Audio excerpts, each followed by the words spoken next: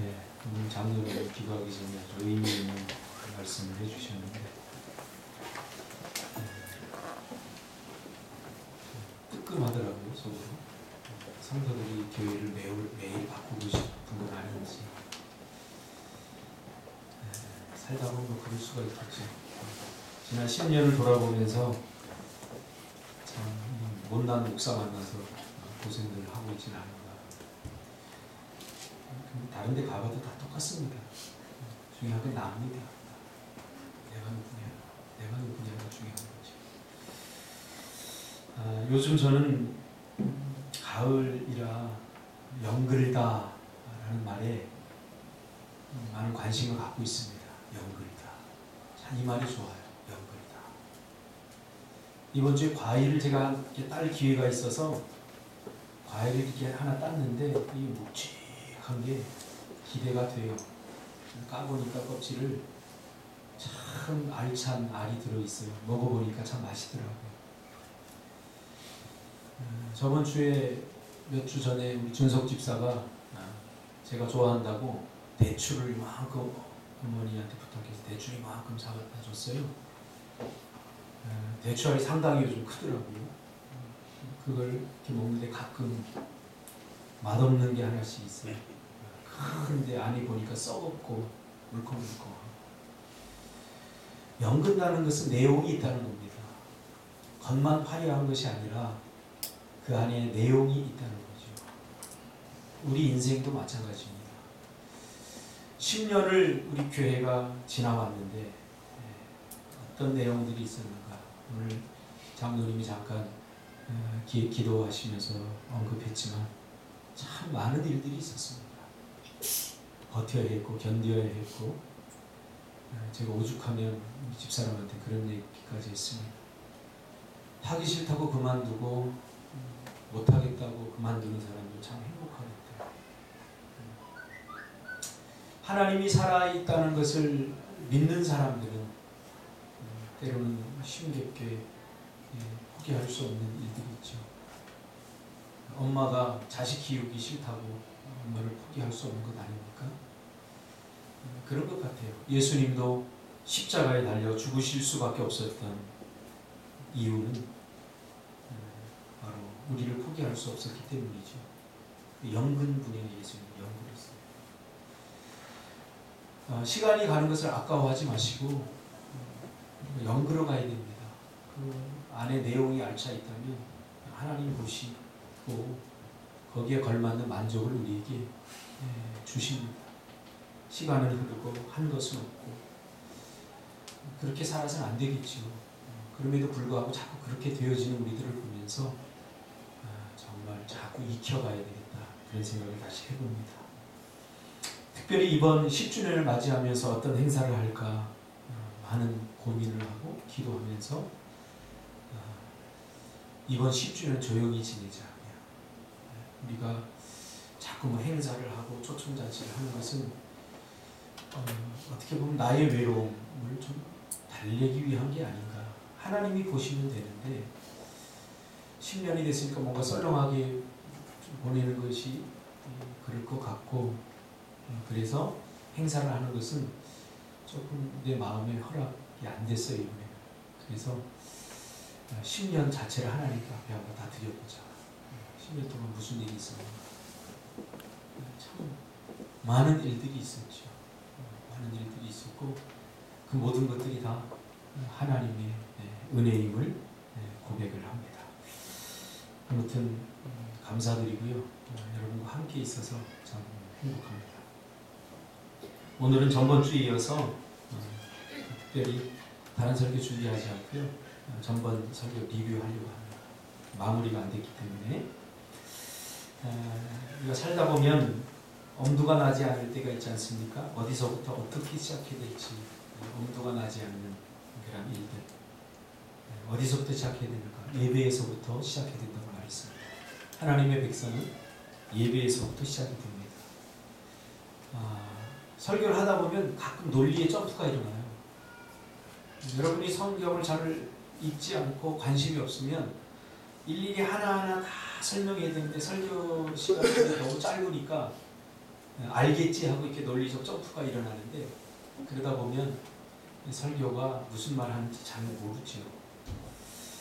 왜 어디서부터 어떻게 시작해야 되는지, 왜 예배에서부터 시작되느냐, 잘 이게 논리적으로 안 맞을 수가 있어요.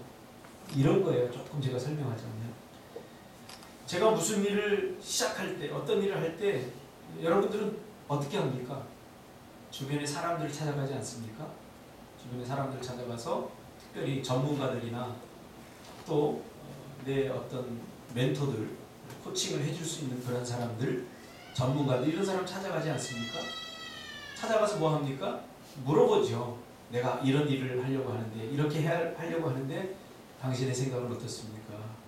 나는 아무것도 잘 모르니까 좀 이야기해 주십시오. 그리고 그 사람들이 이야기를 듣고 나면 뭔가 길이 보여요. 이미 경험해 봤거나 그런 분야의 전문적인 지식이 있기 때문에 길이, 이렇게 하면 되겠구나 하고 이제 결정을 쉽게 하게 되죠. 마찬가지입니다. 왜 예배에서부터 시작되어야 되냐? 예배는 하나님과 만나는 시간입니다. 그렇기 때문에 만남이 있어야, 하나님과의 만남이 있어야 우리가 무엇을 결정하고 판단하는 일에 대해서 물어볼 거 아닙니까? 그렇죠? 그러니까 예배 시간에 이런 일들이 일어난다는 거죠. 하나님을 만나서 물어봐야죠. 이 예배 가운데 임재하시는 하나님을 만나서, 하나님, 내가 앞으로 이렇게 하려고 하는데 하나님 어떠세요? 하나님 어떻게 결정해야 될까요? 좀 더 기다릴까요? 아니면 지금이 됩니까? 내가 생각하기는 아닌 것 같은데, 나는 여전히 부족하고 준비해야 될 것이 아직도 많은데 하나님 어떻게 해야 될까요? 하고 물어볼 수가 있잖아요. 그렇죠? 그래서 예배가 중요한 거예요. 만남. 예배는 만남이기 때문이죠. 그래서 주님과 만나려면 어떻게 되냐? 하나님과 등진상, 하나님과 적당히 관계를 맺으면서 등져 있는 상태에서는 온전한 관계가 이루어지지 않잖아요. 이 관계 회복이 일어나야 돼요. 이 관계 회복이 일어나는 시간, 그것이 바로 예배 시간입니다. 그래서 예배가 아주 너무나 중요합니다. 우리 인생의 키워드, 우리 인생의 방향키를 잡고 있는 그분이 이걸 열어주지 않으면 우리는 나아갈 수 없거든요. 그렇기 때문에 이 예배 시간은 너무너무나 중요하죠. 그런데 지금 이스라엘은 어떻다고 그랬습니까? 하나님과 등진 상태예요. 하나님과 갈등 상태예요. 여러분, 쉽게 말하면 등진 사람에게 뭐 돈 꿀 수 있습니까? 뭐 허락받을 수 있습니까? 괜히 튕기는 거죠. 저도 군대에 있을 때 제가 보직이 좀 괜찮은 보직이었어요. 재산을 많이 갖고 있었는데 기름이나 이런 군수품이나 이런 걸 다 내가 사인해야 이렇게 나눠줄 수 있었는데, 한 번은 앰뷸런스를 운전하는 운전병이 병장이에요. 제가 2등병인데 나한테 와서 반말하더라고요. 야, 박이병, 기름 좀 줘. 그래서 굉장히 그날따라 내가 기분이 좀 안 좋았던 것 같아요. 기분이 나빠요. 그래서 없습니다 그랬어요. 저거 아니야? 그랬더니, 예, 저거는 다른 데 넣을 겁니다. 제가. 그랬더니 막 멱살을 잡고, 이등병 놈이 병장만 말을 안 듣는다고 막 그러는 거예요. 그래서 제가 안 넣어줬어요. 끝까지. 그랬더니 가서 내가 더 높은 사람 데리고 와서 다 내가 보고해서 일르겠다고. 그랬더니 막 씩씩거리니 갔어요. 그러면 됩니까? 안 되지. 와서는 몇 번이나 왔다 갔다 막 하더니 나한테, 박이병 미안해, 좀 넣어줘 그러더라고요. 자, 그 작은 권력을 갖고 있는 사람과 등을 져도 자, 인생이 힘들어집니다. 하물며 하나님과 관계가 좋지 않을 때 어떤 현상이 일어납니까? 그것이 성경에서 보여지는 사건들 아닙니까? 처음에는 하나님과 등을 지고 남유다와 북이스라엘이 갈라졌습니다. 분열이 일어났습니다. 이것은 시각적으로 보여주는 거죠. 죄는 뭐예요? 죄는 분리입니다. separate. 이사야 59장 2절에 보니까 죄가 하나님과 우리 사이를 separate 했다. 분리했다. 그렇게 말합니다. 이것은 믿음이 깨진 상태를 시각적으로 보여주는 거죠. 의심과 믿음이 같이 있다고 생각하면 나는 믿음이 있거나 때로는 의심한다 이렇게 생각하는데, 믿음과 의심은 공존할 수가 없습니다. 믿음이 있든지 의심으로 가득 차든 둘 중에 하나입니다. 그러나 우리는 이렇게 생각하죠. 두 가지 내 안에 다 있다. 절대 그렇지 않습니다. 어떻게 이게 공존합니까? 성경에 의하면 믿음이 없이 구하는 것은, 야고보서에 의하면 믿음이 없이 구하는 것을 받을 줄로 생각하지 말라고 그랬어요. 그 말은 뭐예요? 의심이 있으면 믿음이 없는 거예요. 저는 이 느헤미야서를 강의하면서 주제를 그렇게 붙였잖아요. 실천력이 강한 사람. 신앙은 실천입니다. 신앙은 실천입니다. 이 느헤미야는 제가 생각하기엔 그래요. 구약의 야고보입니다. 구약의 야고보는 행함 없는 믿음에 대해서 계속 꼬집고 있지 않습니까? 영혼 없는 몸이 죽은 것 같이 행함이 없는 믿음은 죽은 것이다. 그러면서 믿음이 있으면 반드시 행함으로 나타난다. 이것을 강조합니다. 그것을 말하지 않고 행동으로 보여준 사람이 저는 느헤미야다라고 분명하게 말씀드릴 수 있습니다. 그래도 깨닫지 못하니까 남유다와 북이스라엘이 포로 신세가 되어버리죠. 그래서 북이스라엘은 아수르에게 721년에 멸망하게 되고 남유다는 바벨론에 의해서 598년에 망하게 됩니다. 우리가 일하다가 실패하거나 잘못되는 것을 하나님의 저주를 받았다라는 생각을 하면 안 된다고 그랬죠. 왜? 하나님의 백성은 절대 하나님께 저주하지 않기 때문에. 네, 그렇죠. 다만 하나님께서 그 실패를 통해서 우리에게 들려주시는 하나님의 음성이다. C.S. 루이스는 고난은 하나님의 확성기다. 그렇게 이야기했습니다. 잘 듣지 않습니다. 이번 주에도 제가 전번 주 김태환 집사님 막 칭찬했잖아요. 딱 일주일간에요. 오늘은 조금 꾸중을 해야 되겠네요. 차 쓸 일이 있어갖고 제가 그랬어요. 차를 보니까 여기저기 김태환 집사 운전하고 나면 요즘 기스가 많이 나 있더라고요. 그래서 내가 좀 부주의하게 운전하나 보다. 그리고 몇 번이나 제가 얘기했어요. 태환 집사, 운전할 때 항상 조심해야 돼. 주차할 때 항상 조심해야 돼. 네, 목사님, 알겠습니다. 그래놓고 엊그제 저녁에 목사님 박았어요. 예상했던 일이라 크게 힘들지는 않았습니다.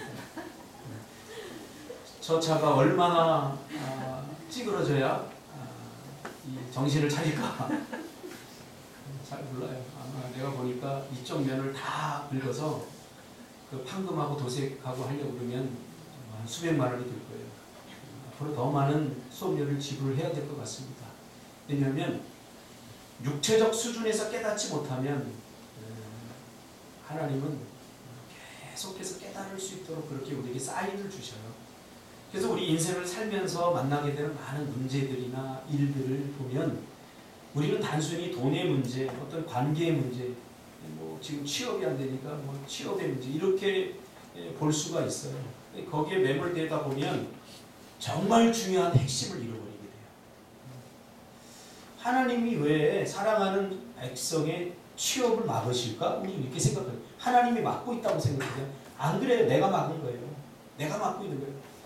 하나님과 나 사이에 뚫려져 있는 그 형통한 축복의 길이 죄 때문에 막혀 있는 거예요. 그 죄가 뭐냐에 대해서 우리가 지금까지 1년 동안 우리가 다루었어요. 수련회 가서도 다루고. 인간의 자기 주장이에요. 하나님 없이 살아도 돼. 내 인생의 주인은 나야. 이게 죄니까요. 근데 이 죄를 요즘은 심각하게 생각하지 않아요. 저는 청소년 사역을 했던 사람으로서 지금 다시 청소년 사역 다시 가고 싶은 열정이 막 여 안에 있었잖아요. 뭐 때문이냐면 지금 여러분 제가 청소년 사역할 때는 별로 심각하지 않았던 문제가 하나 있습니다. 동성애 문제고 동성애 문제인데 지금 에이즈가 10대를 중심으로 엄청나게 지금 확산되고 있어요. 그 에이즈가 왜 문제냐면 에이즈는 인권 때문에 폭로하지 못하게 되어 있어요. 내가 에이즈에 걸리면 누가 저 사람 에이즈에 걸렸다 그러면 이 사람 법적 처벌을 받게 되어 있어요. 자기가 스스로 나 에이즈 걸렸습니다 하고 신고하고 자기 자신을 투명하게 드러내지 않은 이상 이 사람은 그냥 흑사병에 걸린 돌아다니는 그게 되는 거예요. 근데 요즘 그게 10대들 사이에서 다 지금 번지고 있어요. 그러니까 누가 누군지도 모르고 지금 이렇게 이렇게 지금 확산, 이게 굉장히 심각합니다. 저희 교회에 이 동성애 문제를 다루는 전문가가 한 분 계셔요. 이분이 제가 만날 때마다 이분 옆에 가서 이렇게 물어보는데 아주 심각해요. 제가 지금 이 설교 시간에 다 입에 담지 못할 만큼 지금 에이즈가 아주 심각합니다. 에이즈 한 사람에 들어가는 그 세금의 비용이 얼마인지 아십니까? 앞으로 이 추세로 가면 5년 안에 우리가 지금 내는 세금 거의 다가 에이즈 치료하는 데 가요. 아주 심각합니다. 근데 왜 이 에이즈가 이렇게 확산이 되느냐? 이게 죄와 좀 비슷해서 그래요. 제가. 그러니까 자기 마음대로 다 하고 싶다는 거죠. 하나님께서 원래 만들어 놓으신 원칙이 있어요. 남자와 여자와 결혼하는 거. 또 성경적 법칙들이 있어요. 근데 다원주의 시대가 되면서 이 절대주의적 성경적 기준이 자꾸 깨져가고 있어요. 유럽으로부터 시작해서. 왜 자꾸 지금 파리에 테러가 일어나는지 아십니까? 그런 자유스러운 총기 관리 같은 게 너무나 자유스러워요. 그러니까 피해보는 게 누구예요? 선량한 시민이에요. 법대로 살려고 하는 선량한 시민들이 지금 고통당하고 있어요. 그러니까 in Christ, 예수 안에서 자유예요. 여러분. 물고기가 물속 안에서 자유가 있는 거지. 야, 날아가는 새를 보면서 야, 참 나는 왜 날지 못할까? 그럼 불평하고 원망하면서 물을 나오는 순간, 날려고 하는 헛된 꿈을 갖는 순간 그 물고기는 죽어요. 우리도 마찬가지예요. 우리의 참된 행복과 자유가 그리스도 안에서의 자유입니다. 그리스도 안에서. 이걸 절대로 잊어버리면 우리 재혁이가 엄마가 자꾸 야 닦아라 세수해라 시험 공부해라 그러니까 귀찮아서 아이씨 나 가출할 거야. 그리고 딱 나가는 순간 재혁이는 끝입니다. 그렇죠? 어디서 누구한테 사랑을 받고 어떻게 하겠습니까? 그러나 철이 들지 않고 어릴 때에는 이 부모의 간섭, 엄마의 간섭이 이게 싫게만 느껴지는 거예요. 신앙도 마찬가지예요. 내가 왜 이런 이야기를 하면 이스라엘에 지금 왜 이렇게 됐는가에 대한 지금 역사를 좀 거슬러 올라가고 싶어요. 이스라엘이 도대체 왜 죄를 짓고 싶어서 지은 게 아니에요. 간섭하시고 터치하는 하나님이 싫은 거예요. 이방 백성들 보니까 너무나 자유스럽거든. 자기 마음대로 살고 자기 뜻대로 살고 하고 싶은 대로 다 하고 살거든요. 그게 부러운 거예요. 왜? 자기는 하나님 앞에 모든 걸 다 물어봐야 돼. 일일이 하나 다 해. 하나님 이렇게 하고 싶은데 아니야 그거 하면 안 돼. 그렇지? 집사 고속도로에서 한 300km 놓고 싶지 않겠어? 좀 달리고 싶지. 그런데 70km만 달리라는 거야. 이거 뭐야? 이렇게 되는 거예요. 이런 마음들이 자꾸 불만이 되고 하다 보니까 어떻게 해요? 하나님이 간섭자, 피곤한 거야. 왜 자꾸 터치하지? 내 마음대로 내가 하고 싶은 대로 살고 싶어. 그래서 하나님을 떠나는 순간 지금 이스라엘이 이렇게 비극적 운명이 되죠. 왜? 하나님은 어떻게 되는지, 하나님을 떠나는 순간 어떻게 되는지 알기 때문에 사랑하는 자녀들을 끝까지 하나님 복된 길로 인도하시기 위해서 이렇게 사인을 통해서 성경에서 이걸 지카론이라고 그러죠. 이런 사인들을 통해서 우리를 깨닫게 하시는 거죠. 그러니까 평소에는 잘 안 들어요. 잘 안 듣는데 이렇게 고난이나 이런 어려움, 지금 이스라엘 백성들이 남유다 북이스라엘 지금 아수르 바벨론에게 멸망해서 바벨론 그 물가에서 얼마나 눈물을 뿌리면서 기도합니까? 모든 기회가 다 지나간 후에 후회해봤자 소용이 없다는 거죠. 그렇죠? 이미 지나간 시간은 돌이킬 수 없는 거예요. 그러니까 오늘을 살아야 돼요. 제가 상담을 하면서 깨달은 게 있어요. 마음의 상처가 깊은 사람들, 잘 치유가 안 되고 회복이 안 되는 사람들은 자꾸 과거에 붙들려 살아요. 과거에 묶여 있어요. 과거에 묶여 있어요. 열등감 많은 사람. 과거에 묶여 있어요. 지금 내가 보기에 지금 너무 훌륭한데 과거의 부모에게 사랑받지 못했던 것, 과거의 사람들한테 인정받지 못했던 것, 그런 것들이 묶여 있어가지고 자꾸 열등감을 갖고 더 자신을 화려하게 포장하려고 하고 더 멋지게 보이려고 하고 더 괜찮게 보이려고 하고 내용을 멋지게 만들어야 되는데 겉을 자꾸 꾸미다 보니까 허세가 되는 거예요. 자신은 조금 행복해집니다. 지금 이스라엘 백성들이 그렇게 됐다는 거예요. 하나님을 만난 지가 너무 오래됐다. 자기가 하고 싶은 대로 자기가 원하는 대로 다 결정했더니 지금 이렇게 된 거예요. 이스라엘은 지금 예배의 문이 다 무너졌어요. 성벽이 무너진 것을 이스라엘 백성들을 그 시각화하면서 하나님은 이스라엘 백성들의 무너진 예배, 무너진 신앙을 보여주고, 느헤미야는 그걸 알죠. 그 성벽이 무너진 것을 보면서 이건 이스라엘 백성들 하나님을 향한 관심이 무너진 거구나. 예배가 무너진 거구나. 양의 문이 다 무너졌는데도 어느 한 사람 그걸 재건하려고 하는 사람이 없는 걸 보니까 예배가 드려지지 않고 있구나. 이것을 느헤미야는 이미 알게 된 거죠. 어디서부터 시작해야 됩니까? 하나님을 다시 만나야 되는 거예요. 여러분 인생이 잘 안 풀립니까? 힘들고 꼬입니까? 뭔가 될 듯 안 됩니까? 예배에서부터 다시 시작하세요. 예배에서.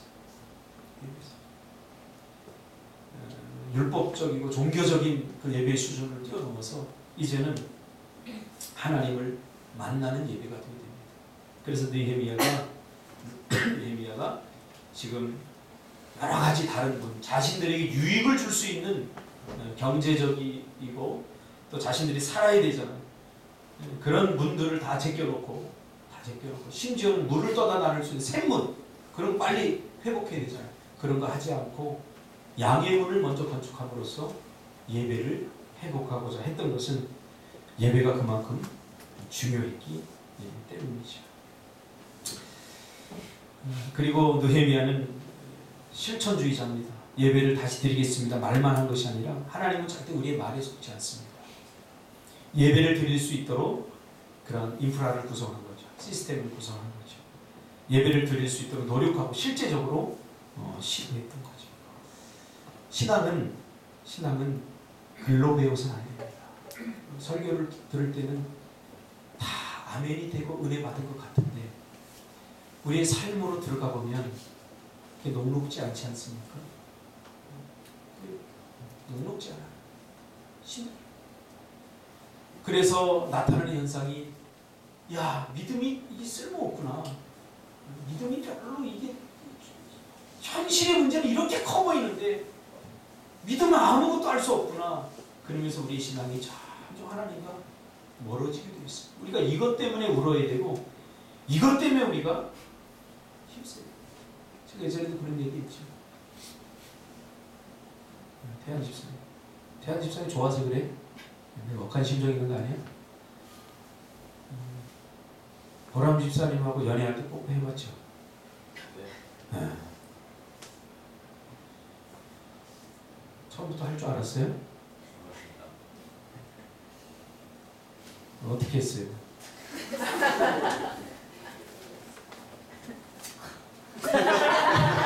TV 보고 배웠어요.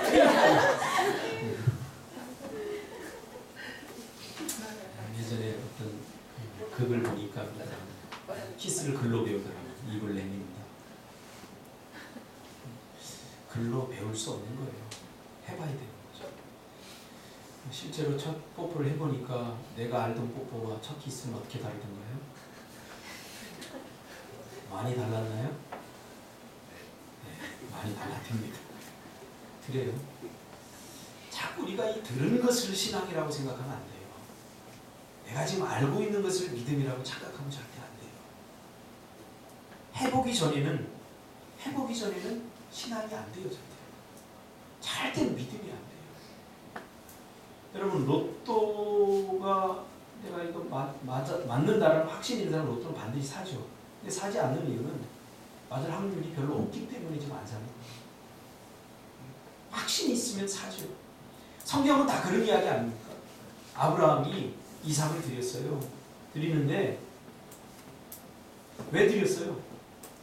여기서 끝이다. 이 이삭은 하나님 앞에 드려야 된다 하고 딱 마음을 비우고 드렸다고 그러지 않았어요. 우리 인간은 그렇게 대단하지 않습니다. 이삭을 드려도 하나님께서 다시 살리실 줄을 믿었다. 그 믿음이 어떻게 생겼어요? 믿음대로 살아보니까, 말씀대로 해보니까. 그래서 신앙을 글로 배우면 늘 갈등에 휩싸이게 되고 늘 다 아는 것 같은데 안 된다고 말해요. 아니에요. 그래서 신앙은, 믿음은 이 과정이 굉장히 중요해요. 어느 한순간에 생기지 않습니다. 피를 말려요. 저도 목회를 10년 동안 하면서 정말 피를 말리는 일이 한두 번도 아니었어요. 피를 말리는, 지금도 이렇게 무서운 게 나간다고 그러면 지금도 그 트라우마가 아직도 있어가지고 가끔 그래. 아이씨, 내가 나가버리고 싶어요. 내가 나가버리면 다 끝나잖아요. 자꾸 나간다 그러니까 내가 나가버리고 싶어요. 쉽지 않아요. 제가 목회를 말로만 들었던 목회하고 실제로 해보니까 이게 엄청 달라요. 지금 배우고 있는 거죠. 신앙생활도 마찬가지예요. 다 될 것 같은데 실제로 믿음을 갖고 삶 속으로 가보면 이게 잘 안 돼요. 여러분, 이스라엘 백성들이 무너진 그 성벽과 무너진 예배, 그걸 보면서 이놈들 참 나쁜 놈들이다. 하나님이 얼마나 은혜를 줬는데 아니 도대체 그걸 안 해? 라고 여기 손가락질 할 사람이 누가 있어요? 우리 그거보다 더한 사람들이에요. 사실 우리가 무너진 것들이 너무 많아요.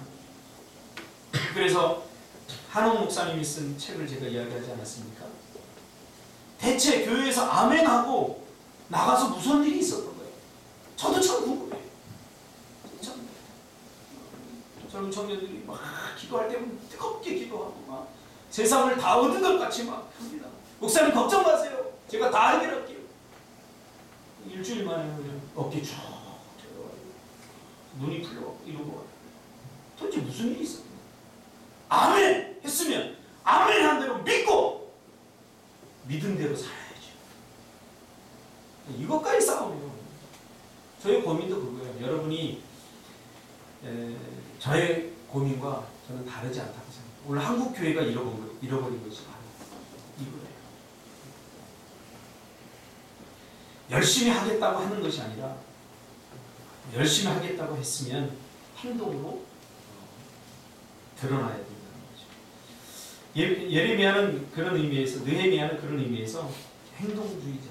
여러분, 믿음의 행동주의자들이 되시기를 주님의 이름으로 축복합니다. 그리고 예배 중심. 제가 전번에도 미국 교회, 초창기 교회에 대해서 이야기하지 않았습니까? 어제 제가 설교를 듣는데 이찬수 목사님 설교를 제가 듣는데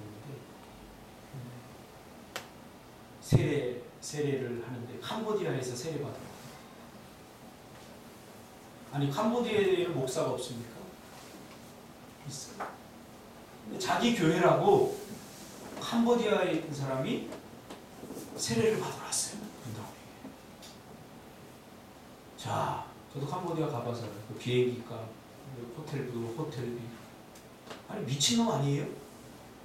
그러니까 믿음이 없으면 이게 미친 짓이에요.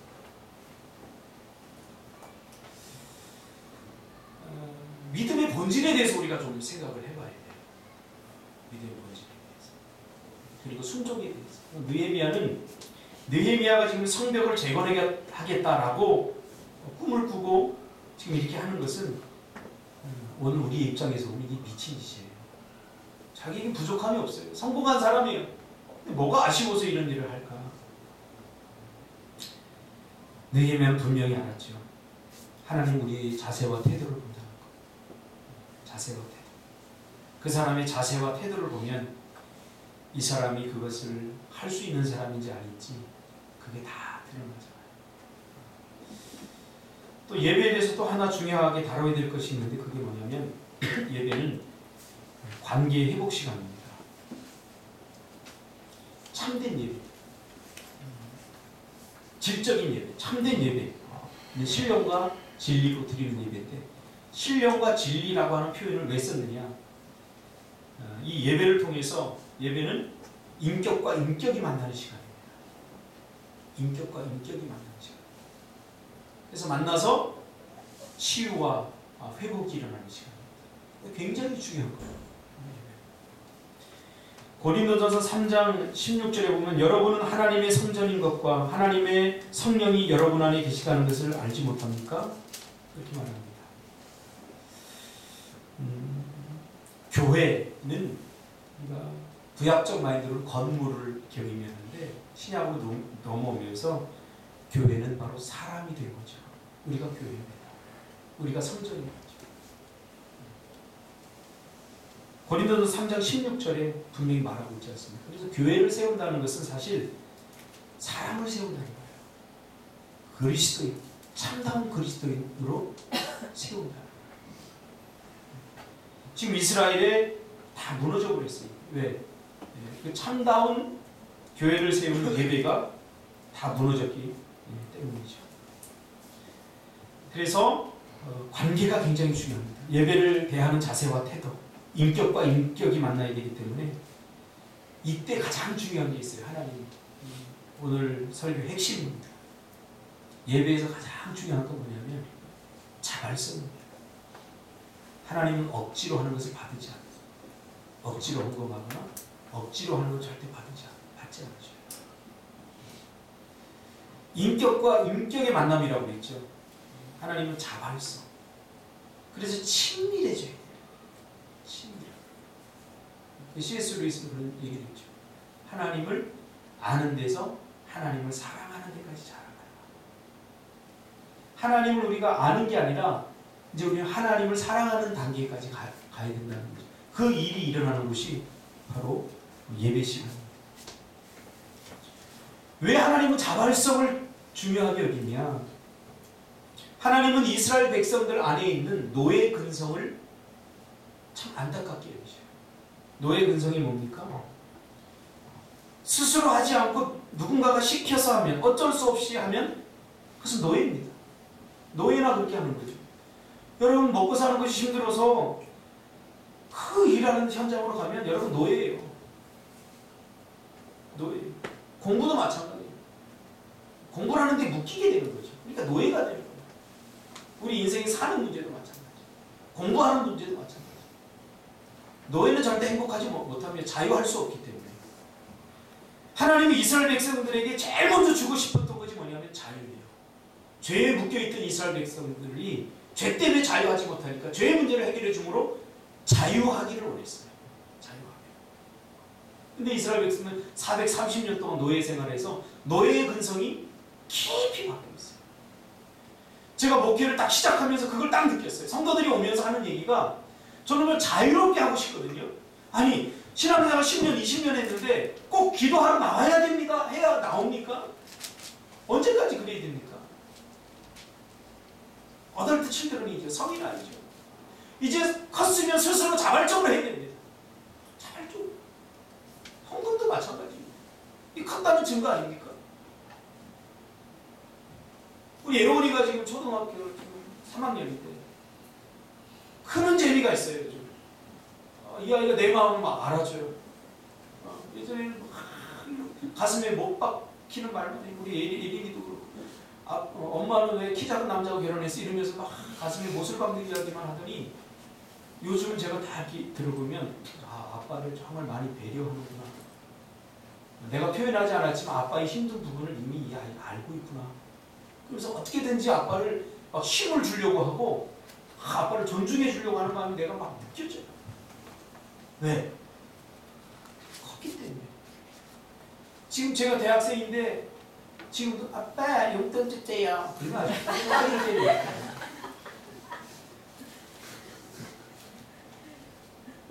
우리 신앙은 마찬가지예요. 하나님의 아픔이 여기 있어요.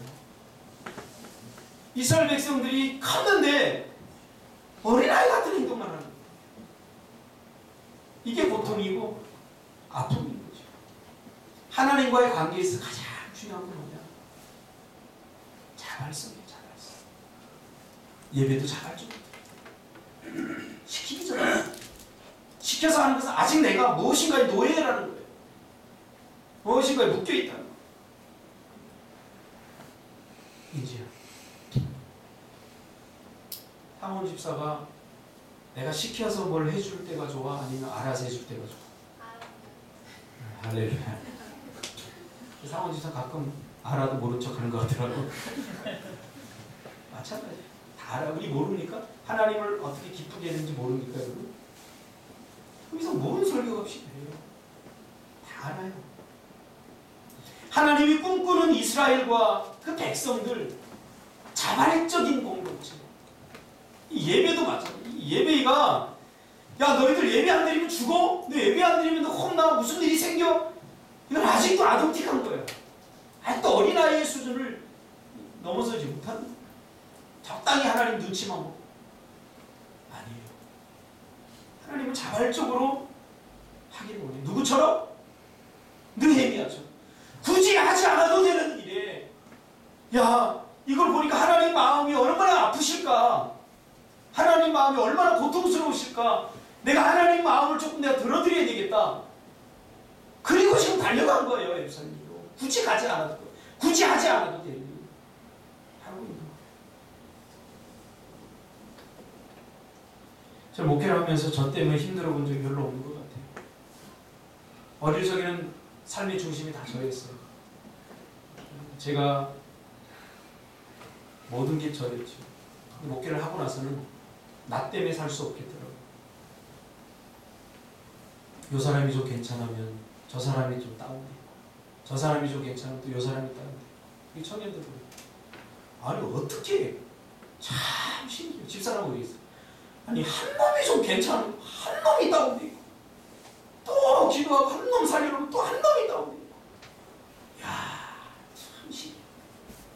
그래서 예전 부모님들은 가지 마는 나무를 바라보잖아요. 그러니 차라리 성도가 한 1000명, 2000명 되면 쉽겠어요. 기억도 못하니까. 얼마나 편한 거예요. 이거 몇 명이 안 되니까 다 기억나는 거예요. 새벽에 이렇게 앉으면 다 이렇게 청년들 사회 가면서 키우다 보니까 부모님들한테 오해도 많이 받아요. 내가 이단의 교주처럼 부모님이 그렇게 생각하게 할 거예요. 부모님 말대로 안 듣고 내 말을 잘 듣고. 근데 부모님들은 좀 따지고 지금 내 말도 안 듣는데 사실. 좋냐?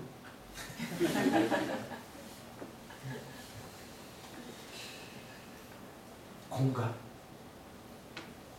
저는 하나님 앞에 잘못한 것이 많아요. 목회를 10년 동안 하면서 다, 아까도 제가 고백적인 신앙의 기도를 드렸지만 다 제가 허물뿐이에요. 그래도 하나님이 나를 그 중에서도 이쁜 거 하나 이만큼 찾아보려고 한다면 제가 감히 말할 수 있는 게, 저는 하나님의 마음을 좀 공감하고 이해하려고 애썼어요. 공감하고 이해하려고 했었어요. 하나님의 마음은 얼마나 아프실까? 그래 내가 좀 참자. 하나님의 마음은 얼마나 안타까우실까? 그러니 내가 좀 참자. 기껏 상담해서 회복시켜놨더니 모든 피해가 다 나한테 되는 거예요. 목사님 때문에. 지금 돈 받고 상담한 것도 아니고 무료로 상담하는데 그럼 되게 억울해요. 꼭 돈 안 내는 사람들이 더 많이 많아요. 그치 이수야? 해봐서 알아. 이건 내 시간을 드리고 내가 헌신하고 내 사명이기 때문에 그 아이들을 미래를 아끼는 마음으로 정말 했는데 나중에 이제 못을 받고 이렇게 하는 거 보면 마음에서 별 생각, 너 그리고 잘 되나 보다. 별 생각이 다 들어요. 목사님도 그러면 안 되잖아요. 그때 하나님의 마음을 하나님이 가르쳐주는 거예요. 호세아를 통해서 가르쳐줬듯이 이게 바로 내 마음이야 형제가. 너를 향한 내 마음이 이렇단다. 그게 눈물이 나올 수밖에 없죠. 바로 나였던 거죠. 응? 아내를 결혼했어. 결혼을 딱 했는데 이 호세아가 남편을 두고 다른 남자하고 자꾸 바람을 피는 거야. 그러니까 호세아가 가서 하나님께 기도하니까 또 데려다 살라는 거야. 또 데려다 놔. 조금 이따 또 가주래. 또 다른 남자가 가보니까 자고 있는 거야. 또 데려다 놔. 이 호세아가 열받는 거죠. 호세아는 이름이 아닙니다. 호세아는 이름이에요. 호세아는 선지자가 아닙니다. 성경 이름입니다. 하나님 도대체 내가 언제까지 이 여자하고 살아야 됩니까? 너 마음이 아프냐 호세아야? 너 고통스럽지? 사랑하는 여자가 그렇게 한다면 고통스럽지? 이게 바로 이스라엘을 향한 하나님 나의 마음이다. 공감. 나만 힘들다고 생각하는 사람 공감 능력이 좀 떨어지는 사람들이에요. 이 시대에 나만 힘든 거 아니에요. 만나보니까 다 힘들어요. 88세대 여러분만 힘든 게 아니에요. 나만 죽겠습니까? 저는 가끔 제가 그러잖아요. 누가 이렇게 확 힘들다고 그러면 나보다 더 힘든가? 내가 별거 아닌 것 같은데 그냥 나는 죽을 일 생겼는데 나한테 상담하러 와요. 그럼 이거 어떻게 해야 되나 그런 생각이 들어요. 여러분 오늘 느헤미야처럼 하나님의 마음을 깊이 헤아리는 사람 되시기를 주님의 이름으로 축복합니다. 하나님의 근심이 되지 말고 하나님의 기쁨이 되어드리는 여러분들이 되었으면 좋겠습니다. 기도하겠습니다.